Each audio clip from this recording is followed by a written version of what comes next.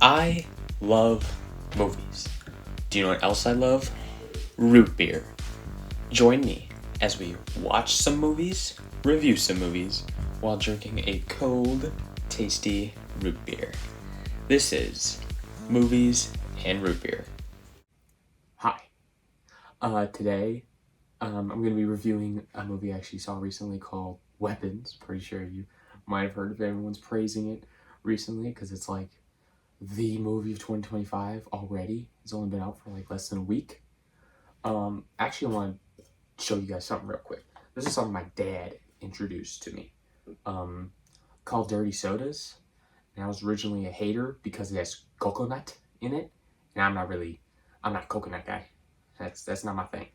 But he said, put this, which is mug root beer.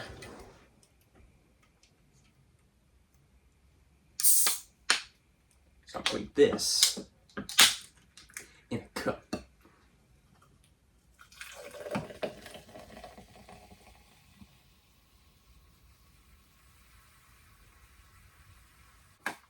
And then he said to put this creamer.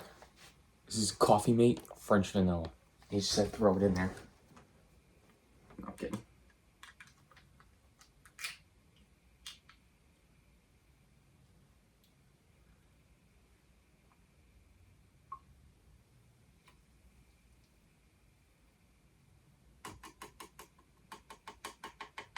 Well, let's see how this goes.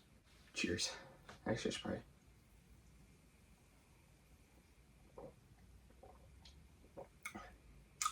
That's actually not that bad.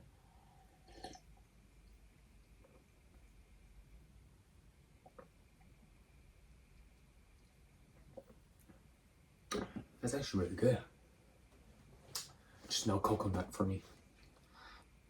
But anyway, I'm here to review the movie Weapons, which is very heavily Marvel casted. It's got the new Silver Surfer, Shao Ball, Thanos, Wong, Zeke Stain from Ironheart, if y'all seen that. If you haven't, sorry, probably just spoiled it for you. Who else is in this? Weapons cast. No one I know of that's in a Marvel movie. But at least 4 main characters are from Marvel. I feel like there's this whole speculation with this movie too. Like, a bunch of the cast got recasted, and even those guys were Marvel cast too. Original cast. Dang it. Pedro Pascal, Mr. Fantastic. He was supposed to be in it. Brian Tyree Henry. He played Phastos in Eternals, if y'all seen that.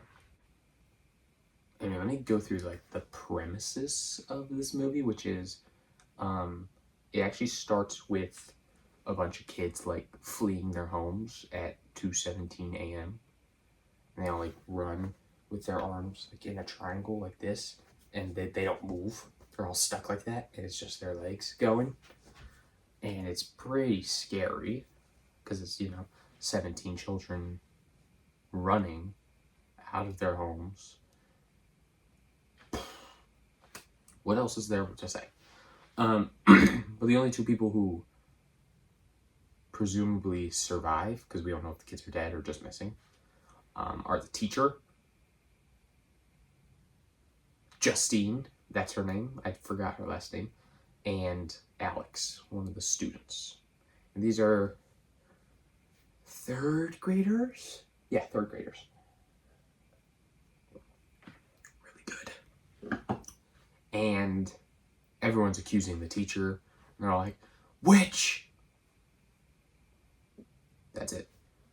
But they all don't like her because they all think just because she was left that she has something to do with it, especially since she's the adult. And then this movie is told in 6 perspectives. Or 6 chunks? I don't know. It's kind of like Pulp Fiction. That one's told in 3 parts and they're intertwined in a way. but this is 6. They're smaller, but they're all still intertwined and they interact with each other a lot more than in Pulp Fiction. But first part is Justine, the teacher, and then she's like not doing the greatest since this whole incident. She's been drinking a lot. But she also tries to investigate the whole situation. The second one is Asher. He's the father of one of the kids. And he's like messing up at work on purpose so that he can leave and go focus on the case so he can find his son, obviously. And he finds that his son and his friend, their paths cross and intersect in a general area on a map. So I think he's the first one to make or connect the actual dots of the case, whereas Justine just sounds crazy even though she's uncovering stuff. The third one was I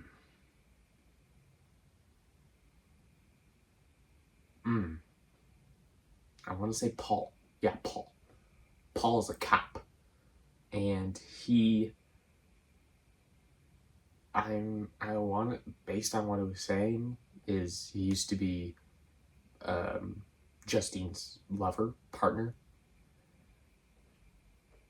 And the only reason he's really in the story is just because, like, he interacts with Justine, and then something happens to him later on in the movie. I'll get to that. The fourth part, I believe, is James. James is a drug addict that runs into Paul a few times. He, obviously, drug addict. So he's trying to find drugs, trying to find money to buy drugs. So he resorts to like stealing and vandalism and all that. And he runs into Paul a few times. And then he sees that there's a $50,000 reward for finding the 17 kids. And he breaks into a house, somehow finds them, and then his goal is to get the money. But he for us, finding the kids is important. So he goes to the police station. Paul finds him again and is like, hey, get out of here. And that leads to a whole thing. I'll get back to that. The fifth one was Marcus. Now, Marcus was a principal at the school, was the principal. I think it's principal. I'm gonna assume principal. Yeah, he was the principal at the school that Justine worked at. And he was like trying to keep Justine under control because she started to sound a little crazy. But he ends up meeting with Alex's, the kid who wasn't missing out of the whole class. He ends up with his aunt. He ends up meeting his aunt, right? His aunt's name is Gladys. Obviously, that's the most aunt's name there is. So he meets Gladys, and then he's like, I need to talk to his parents, because like that's who's responsible for it. She's like, no, you can talk to me, because they're like incapacitated at the moment. You can talk to me. To the point where she barges into his house, seemingly like a nice old lady, but then she like causes Marcus to kill his husband, and then she sends him after Justine to kill her, just to like tie up any loose ends and all that. Man, it is wild. You gotta see this. But then the last part is Alex. He's one of them. I would say he's the main character, technically. He wasn't in it a ton, but I'd say he's the main character. You find out that he's actually like a bullied kid, right? And his parents are having his Aunt Gladys over for a while. And then she kind of puts his parents in a trance of like constant, So they're like that forever, for seemingly the rest of the movie. And Alex is like, what are you doing? Why are you doing this? And she's like, oh, because I'm dying. And I thought that these two would help. They're not. I need more. So then she convinces Alex to get some possessions from each of his classmates so that she can trap them, I guess. And Alex ends up taking all like the name tags because that's the easiest thing to grab of everyone in the whole class. And they're all right there in like these like cubbies that they have. Kindergarten, right? So Glass has this weird ritual where she's like this tree, right? It's got all these branches on it, and you like wrap twig, not wrapped. You wrap like vine hair or something around. You can wrap hair around it. You can do whatever, but Gladys like puts shreds of all their name tags into water, and she like dunks the branch, and then she like snaps it. Oh, she also like pricks her finger on it for her blood, so that they're like connected to her. I think there's probably a lot of mythology going on there. I don't know, but then she like snaps it, and that's when all the 17 kids wake up and run for like miles to the one house that they're all at. And then she like uses their life force, from what I can assume, to keep her healthy, keep her alive.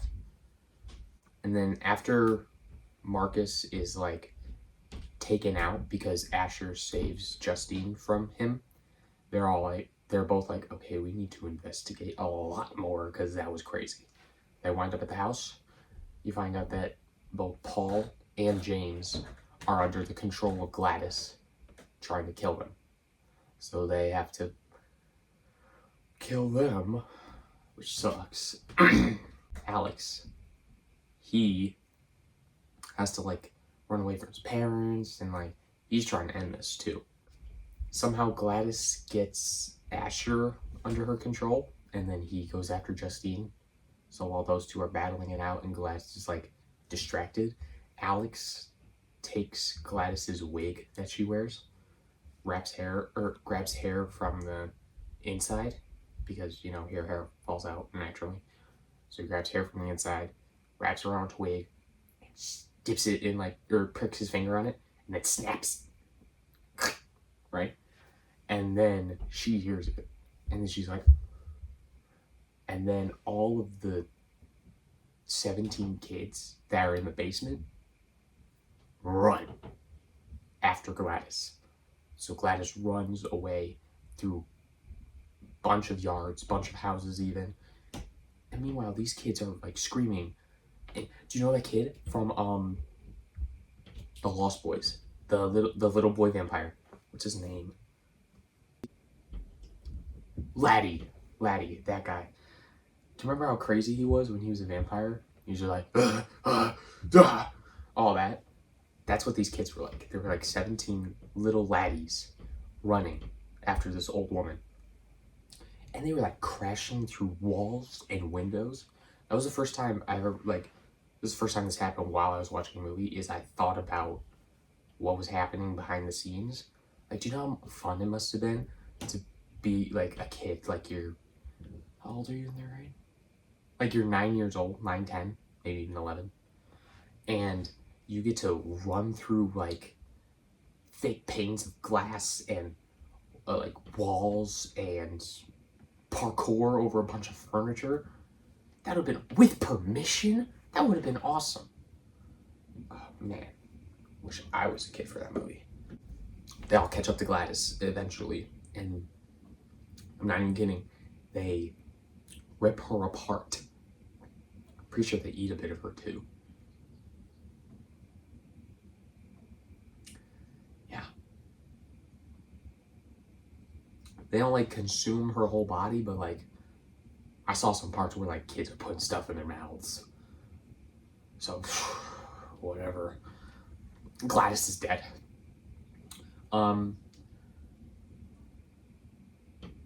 Justine and Asher are fine.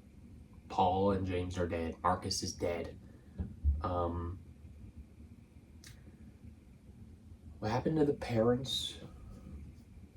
Pretty sure they were still a little affected.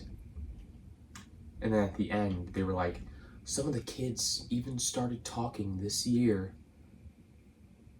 That's how it ends. So they're all messed up. There's no back to normal. Everyone, nothing. Nothing's back to normal. Nothing is right. But yeah, that's basically how this movie goes. I did really enjoy it, especially the multiple parts, or multiple perspectives of the same story, you know. And I would definitely say this, like, the gore isn't like super bad. It's bad. Don't get me wrong. Definitely wouldn't show it to people who easily, right? Because they might, during it, like, you see insides of heads, a bunch, 3 of them. Oh my god. I'm getting sick just thinking about it. Okay, now I gotta say that this Alex kid, probably the smartest kid in all of, like, horror that I can think of at the moment. In terms of, like, little kids. I mean, compared to the kids from, like, It, they were all more brave than smart. But yeah, I'd give Alex props as, like, a super smart kid for how he, like, handled the situation. Well, maybe not handled it, but how he got out of the situation. And, like, got rid of his aunt, too. Jeez. I actually kind of want to know, like, they say a little synopsis about Alex and his parents after, but, like, how do they explain that to, like, the public, or authority figures like police? I don't know. It always makes me wonder. For a week, I've been wondering. But y'all should definitely go see this one in theaters, just because, like, especially the jump scares. Oh my god, hilarious seeing other people be like. And funnily enough, I'm pretty sure all the jump scares are Aunt Gladys. Yeah, pretty sure. This is definitely a movie theater experience compared to, like, just watching it at home. So definitely see it in theaters while you can. It's only been out a week so far, so still got a bit. That's gonna be it for today's video. I really hope you, enjoyed. I hope you go and see it in theaters. That way you can agree with me. And be sure to like, comment, subscribe. Follow me on Instagram because I got one of those too. And that's it. I hope you have a good day. Goodbye.